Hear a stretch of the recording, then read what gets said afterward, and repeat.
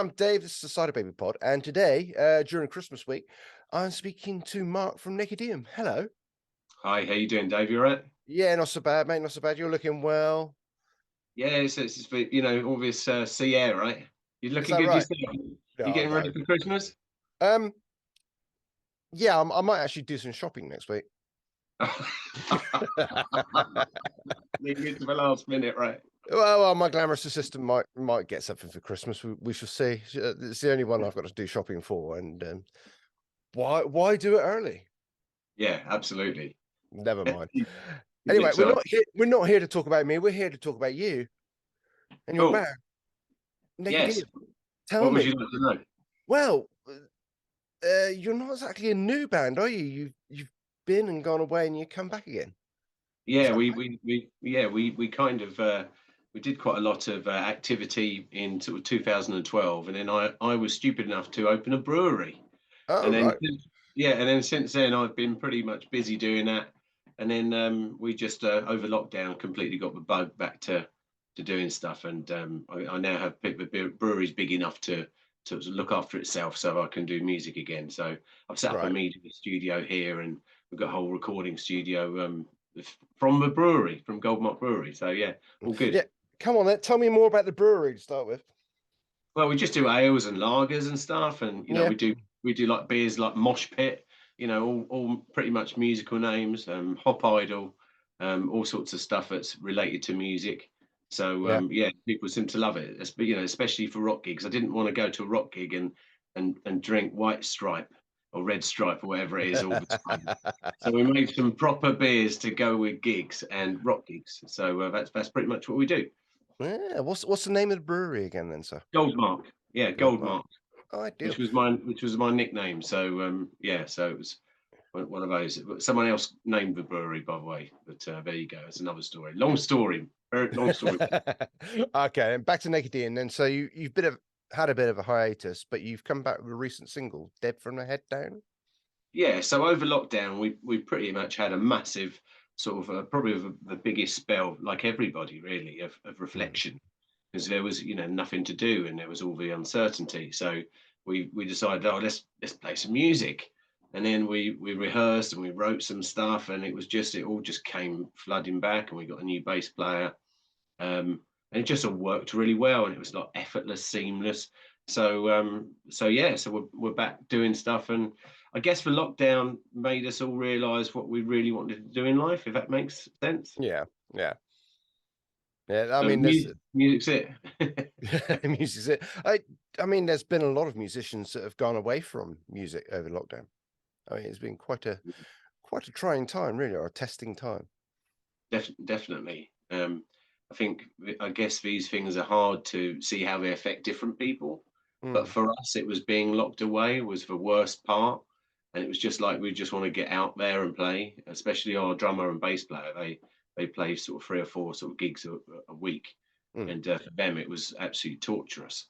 But but so yeah, but it was just really good fun being back in, and Howard's just so easy to work with. He's such a brilliant guitar player. It just makes it really easy for me. I've just got to write some songs and sing. So it'll be easy. Okay. So tell me about the song then. Dead from the Head Down. Yeah, What's that Dead all from Hand about? Down. Well, it was like over lockdown again. It was like people we noticed like people had a real thing with their identity. People were reflecting, thinking, what am I doing in life? And am I just like we put on the video a scarecrow because it has just it's something with one purpose. It doesn't go anywhere, and it Mm. was kind of just the whole metaphor of a lot of people's lives. And we were thinking, well, what if you wanted to change? Change and do something completely different with your life, like everybody, I guess, was trying to was reflecting on during the lockdowns. So I had to get all these emotions and stuff out. So I always do it by writing a song, and that's kind of therapy for me. So this is where Dead from a Head Down came from. You don't have to be dead from a head down. You could be whatever you want in life. You've just got to decide what you want to do, grab it with both hands, and choose to own it. Yeah, yeah. That's pretty much the song. It's quite a, I wouldn't say it's a ballad, but it's quite a light song, isn't it? It's not in your face rock and roll, is it? Well, we've got some real rock in your, some real heavy tracks. The next single is going to be a track called "Why Do You Hate Me," and that's quite a hard hitting song. But we wanted to, we have got a diverse audience, so we wanted to do the sort of more accessible track first, and then do the heavy track, and then we haven't decided the third single yet. We've got so many songs we want to put out. Right. Probably a track called "Powerless," which is quite a musical. But yeah, it's just really good fun. But the music's definitely going heavier with the newer material, Right. just because of the sheer anger and frustration during lockdown. I was like, I will shout at rehearsal, and I will, my kids are like thinking, God, what's that noise? As Dad's ripping up a new song in the lounge. But it's Yeah. one of those things you got to let it out sometimes. But Dead from the Head Down is just one of those tracks that you're in your motor on a summer's day, you open it, you put your hand on, your arm on the side, Yeah. and you just sing away. That's the idea of that track. Okay. So you've mentioned 3 singles there. Does that mean you've got an album pretty much in the bag, or?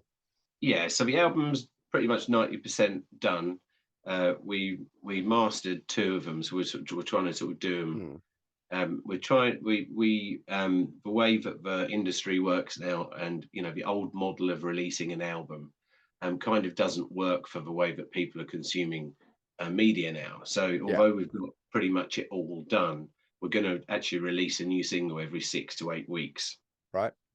Each one will have its own video, even if it's only just a content video, just to show people, what we do, because people are interested in that now.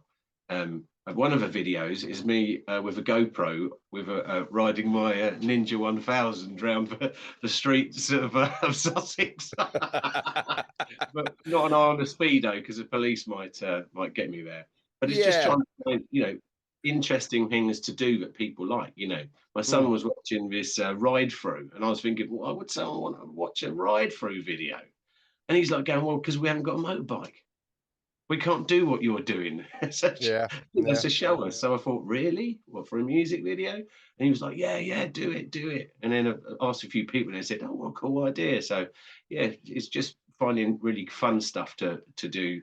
And then, that's what it's all about: motorcycles, beer, and rock music. It's just life, really, isn't it? Yes. Well, if you get it right, hopefully. Okay, so moving forwards, then you must have your eyes on gigs and stuff like that coming up. Yeah, we've got we're trying to organise little sort of club tours, so intimate ones, sort of 500 capacity type thing around the country. So it's just picking up a lot of the venues that we used to play when I used to play in a band called Push in the late 90s, and it's the circuit hasn't changed actually. It was weird how a lot of the venues had disappeared. Some real classic venues that we when you tour, a lot of people don't know that when you have your big venues, you also have the little filler gigs in between. And there was one brilliant venue which was we always played at in Sheffield, called the Dinnington Squirrel. I don't know if any of your but it was what a hell of a name. It was a riotous gig, and I remember so many times jumping into the crowd and being a starfish and everyone holding me up and all the rest of it. And this pub in the middle of nowhere, but it had a fantastic rock scene. And I looked up the other day, and it's closed. It's just closed. Really? Yeah, because of all the just not having trade and stuff like that. So that was really, really sad, because I was looking forward to going there again. That was a crazy place. The people of Sheffield really come out to have a good time, and so that's a shame that one's not. So we'll just have to find some other venues, right? So yeah. So hopefully you'll do the Southwest as well as the rest of the country as well at some point. Oh, definitely. Good. Yeah, I'm just putting it out there, Well, we were sort of close to the Southwest. The other night we watched South of Salem in Bournemouth. Oh, yeah. That was really good. That was on Saturday night. Yeah, so, they are an amazing band at the moment. Such lovely people. really lovely people. It just couldn't, it make you feel so hospitable and stuff. Really, really great band. I think they're really sort of on the up and up. So that venue, it was the old fire station. Yeah, So I believe it was. Yeah. yeah. So that's a sort of I mean, what a great little club. Brilliant, absolutely lovely. Everything was painted black, just as we want it. It was just like the old proper venues, but Yeah. you would want to play it, and everybody came out. Brilliant, absolutely brilliant. Okay. So, I mean, looking at your T-shirt, you must have inspiration from Kiss. Yes, yeah. Kiss was kind of Kiss, AC/DC, I suppose Metallica, Hmm. but then a lot of real sort of rootsy bands as well. I really liked. Do you remember a band called Badlands? Yeah. That did like one or two albums or whatever else. So I'm a big vocal fan and guitar fan. So for me, Zakk Wylde, that sort of guitar sound and the way that it's sort of stripped down and realistic, and it's people playing real instruments, and that's pretty much what our band's about. I didn't want to have loads of like backing tracks. You will not find a backing track when we play live, because Nakedium is about the sound being stripped back. It's naked sound, and if you can't play it all live, this is only my philosophy of our band. I'm not saying it's wrong doing backing tracks or whatever else, but for us, it all has to be live. If we can't play it live, we won't play it in the studio. Simple as that.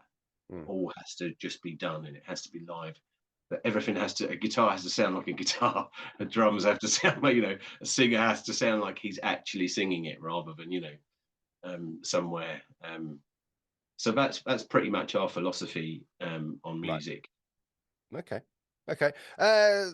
Well, going on from that question then, or apart from Safer Salem, shall we say, who are you looking to the newer bands or the fresher sounding bands?